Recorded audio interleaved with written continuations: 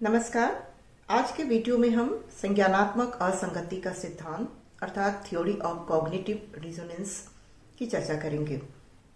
यह सिद्धांत मनोवैज्ञानिक सिद्धांत के अंतर्गत आता है और इस सिद्धांत में मनुष्य की संज्ञानात्मक स्थितियों, अभिवृत्तियों, उसका जो व्यक्तिगत व्यवहार है और उसके व्यक्तिगत विचारों की प्रक्रिया से संबंधित समस्त गतिविधियों का अध्ययन मनोवैज्ञानिक रूप से किया जाता है।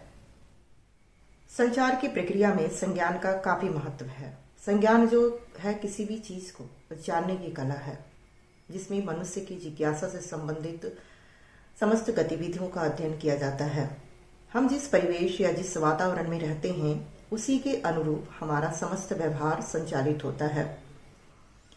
यही कारण है कि जनसंचार के विभिन्न विद्वानों ने मनुष्य के संज्ञानात्मक पहलुओं पर गंभीर अध्ययन और उसका विश्लेषण किया।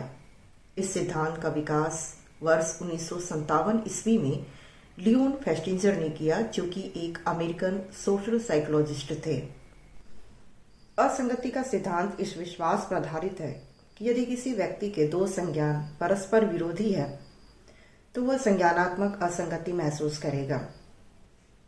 इसे हम एक उदाहरण से भी समझ सकते हैं कि यदि कोई व्यक्ति सिगरेट पीता है और वह यह भी जानता है कि सिगरेट पीने से कैंसर होता है, तो फिर यह दोनों बातें जो है वह एक दूसरे के विरुद्ध हो जाती है और फिर उस व्यक्ति को असंगति का अनुभव होने लगता है और इस असंगति के कारण उसे मनोवैज्ञानिक तनाव जो है वो उत्पन्न होने लगता है।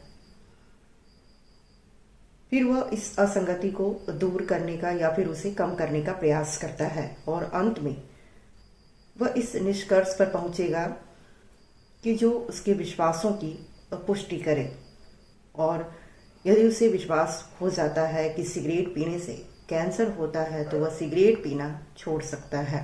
इस प्रकार लियोन फेस्टिंजर ने संज्ञानात्मक असंगति के सिद्धांत के माध्यम से मनुष्य के इस विरोधाभास को समझने का प्रयास किया और इस संबंध में अपने किए गए अध्ययन में उन्होंने बताया कि किस प्रकार व्यक्ति अपनी अभिवृत्ति को असंगति के आधार पर बदलने के लिए प्रेरित होता है।